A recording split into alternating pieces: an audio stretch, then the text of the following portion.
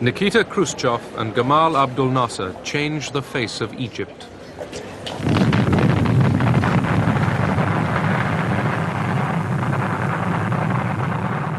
After the West had refused a loan for a dam across the Nile, the Soviet Union took over.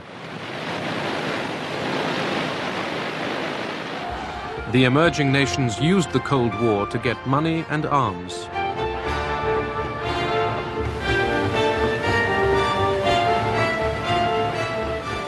The developing world was being courted. В Европе уже границы закоченели, они были забетонированы. In Europe, the borders were set in stone, and there was no opportunity of expansion there for either side. It would have started a new world war. Where could the hunting take place? To be rather crude, in those areas where there was still prey. That was the third world. And each side tried not to miss a chance. Старалась не упустить случай. In the Horn of Africa, the Soviet Union backed two rival and opposed regimes. For America, this was evidence of Soviet expansion. In Angola, thousands of Cubans poured in to fight South African troops backed by the United States.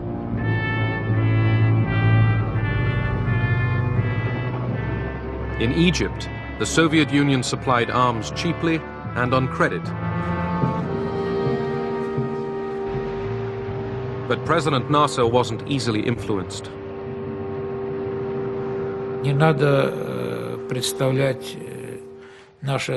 One shouldn't think of our relations with Nasser as the relations of master and servant. Nasser always pursued his own policy. He was able to understand the global strategy, and now we can benefit from the disagreement between the Soviet Union and between the United States and the West, and make benefit of this situation to raise our capabilities militarily and economically. Nasser was the hero of the Arab world. The Egyptians rallied for war.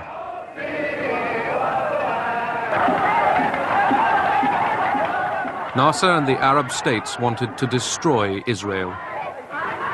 Moscow did not. In 1948, the Soviet Union had supported the creation of the State of Israel on Arab lands.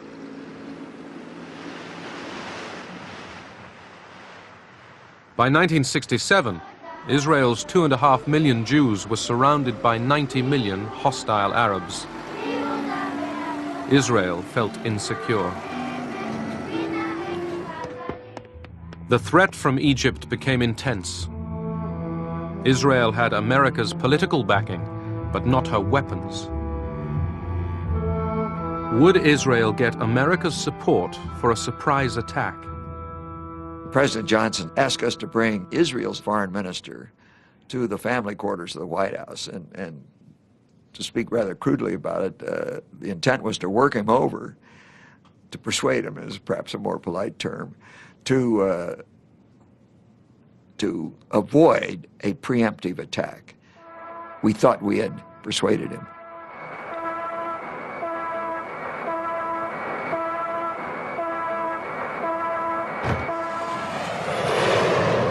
Israel struck first. In less than 3 hours, 90% of the Egyptian Air Force was destroyed on the ground.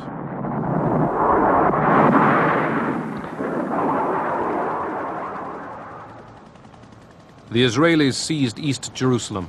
Jews were able to pray at the Wailing Wall again.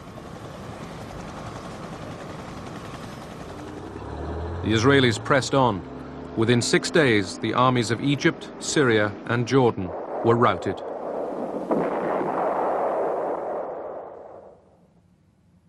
The map of the Middle East was transformed.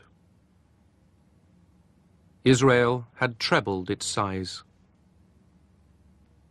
In the contest between Russia and America, in the Cold War in the Middle East, Israel was an automatic ally of the West. Since the Six-Day War, this automatic ally became a strategic asset. America became Israel's principal source of arms.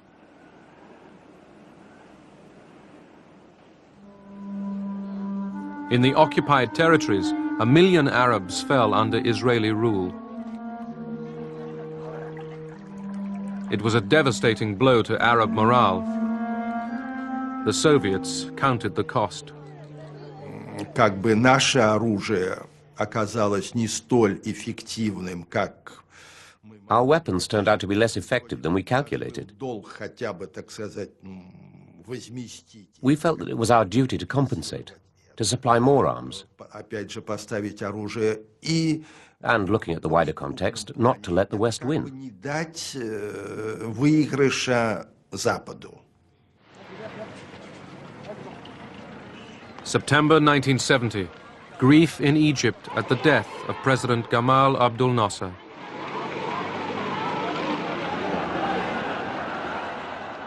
The developing world mourned an outstanding leader. So did Soviet Prime Minister Kosygin. The mourners were uneasy, as were the Russians. Who could follow Nasser? I shall do my best to follow the policy of my late president, my dearest friend, President Gamal. But no one will capitulate here in this country. I am not ready to capitulate or to surrender 1 inch or a bit of sand. At the Moscow summit of 1972, the superpowers agreed on a code of conduct, détente. Richard Nixon and Leonid Brezhnev agreed not to seek advantage at the other's expense. Better ties with America outweighed Moscow's commitments to the Arabs. This angered Sadat because he felt that they were giving priority to détente with the Americans rather than helping Egypt wage a war. But détente didn't stop American efforts to extend its influence in the Middle East at Moscow's expense. Our policy in '72 was really to try to minimize and reduce the role. I'll go further, to keep the Soviets out of the situation. We established the policy then that we would thwart any move backed by Soviet arms until some Arab leader would become so frustrated that he would turn to us for diplomacy, and then we would try to take as even-handed a position as we were capable of developing. In Egypt, as in many other developing nations, the Soviet presence was huge. In July 1972, Sadat told the 15,000 advisors and their families to pack up and go.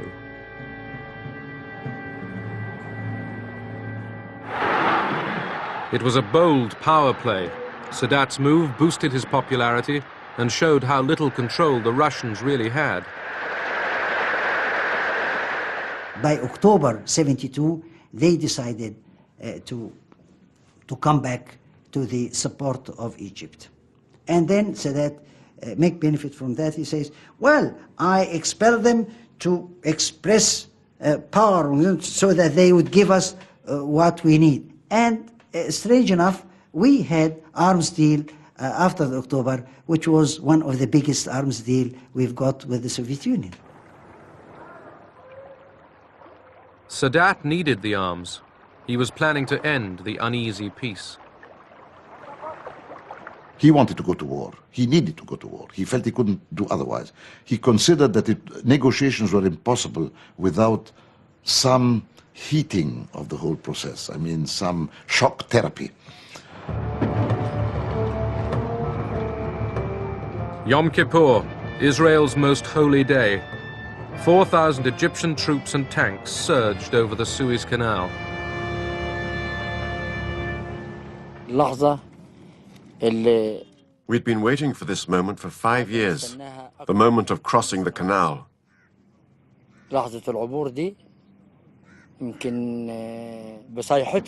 Our cries shook the ground under the Israeli enemy.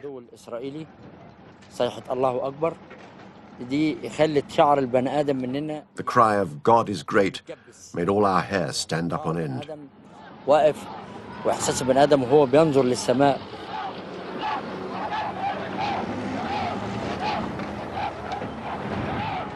The Egyptian army sped ahead, eager to retake lost territory.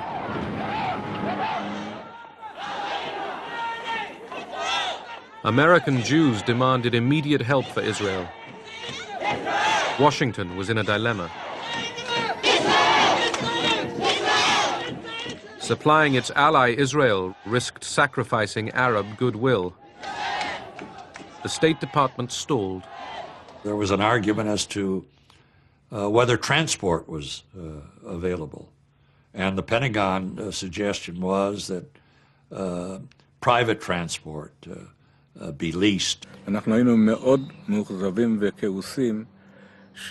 were very disappointed and angry that supplies were arriving so slowly and only on El Al planes.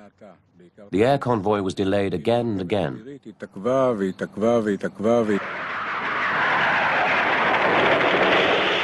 The Egyptians kept up their attack. The United States began to understand that we were in a serious situation when we suddenly changed our tune from this very blithe, typically Israeli self-confidence to a report that as a result of what happened, we were losing our lifeblood.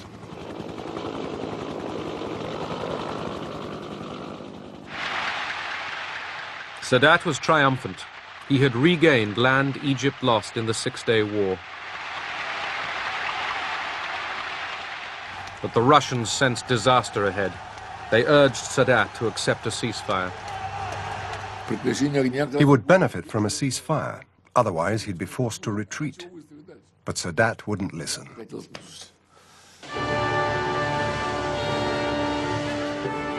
In Washington, President Nixon ended the delay over the arms shipments. Nixon said when the option was brought to him to send 2-3 American planes, said, let's send a lot, because we are going to be criticized anyhow. And we will be criticized for whatever we do, for 1 plane or 2 planes, for 40 planes. So let's do it in an effective way.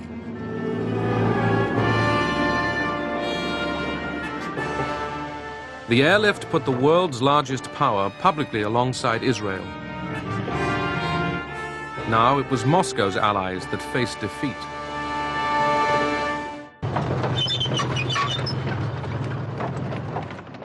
Now the Israelis crossed the Suez Canal into Egypt. Soon, most of the Egyptian army would be stranded in the Sinai.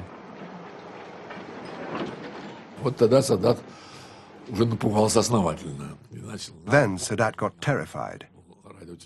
He spoke on the phone directly to Brezhnev. I was there.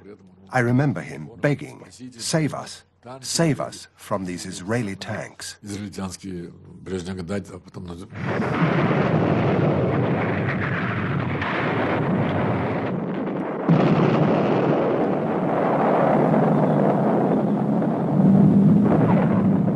Cut off in the desert, the Egyptians faced defeat. Moscow called for a ceasefire. They realized that the greater the military victory on the part of the Israelis, the greater defeat of Soviet supply, and a general weakening of the Soviet position in the entire region. The Soviets and Henry Kissinger rapidly agreed proposals for a ceasefire. As Kissinger arrived in Israel to break the news to the Israelis, the superpowers' ability to restrain their allies would be tested. He had made commitments which some of our leaders, especially Golda Meir and our Prime Minister, believed to have been rather rash. And when he landed, he said, I'm going to be chastised for this. Israel wasn't yet willing to end the war. Kissinger explained what happened, and he vowed to continue to help Israel in case there is a renewal of fighting.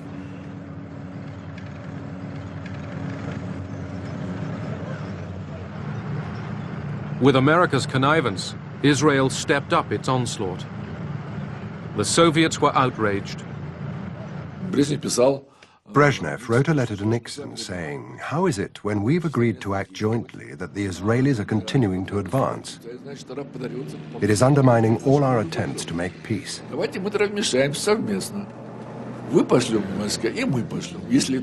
We suggested that both the Americans and the Soviets send troops to the Middle East to make Israel accept the ceasefire.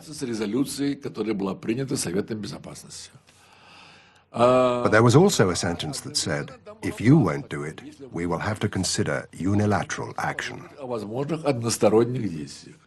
Soviet leaders had every reason to look at this as if there had been some sort of a plot.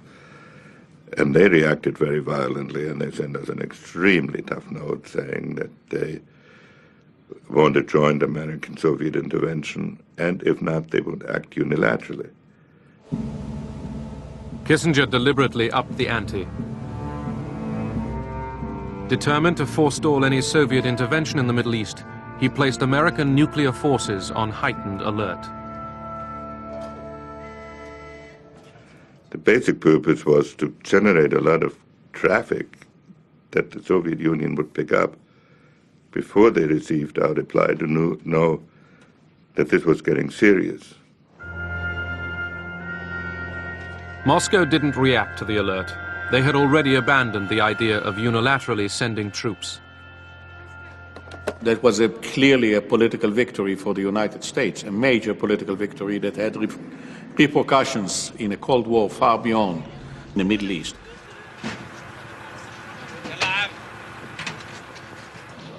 Under American pressure, Israel allowed food and water to reach the trapped Egyptian army.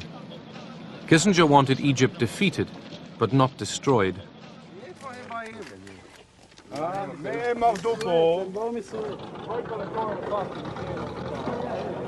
With the Israelis just 100 kilometers from Cairo, the Egyptians were forced into their first ever face-to-face talks with Israel. Moscow was not involved. The Egyptians saw that the vehicle for getting on with what subsequently became disengagement agreements between Egypt and Israel, that it was the United States that carried all the cards. Henry Kissinger became the world's most famous frequent flyer. Shuttle diplomacy gave him easy access to Sadat. The relationship had fundamentally changed. I mean, since the war, Sadat believed that the main global party he should woo was the Americans. Kissinger's travels didn't bring about permanent peace. They showed America was winning the Cold War in the Middle East, but there was a price to pay. Я думаю, что эти события, они оказали... These events unfavorably affected the process of détente.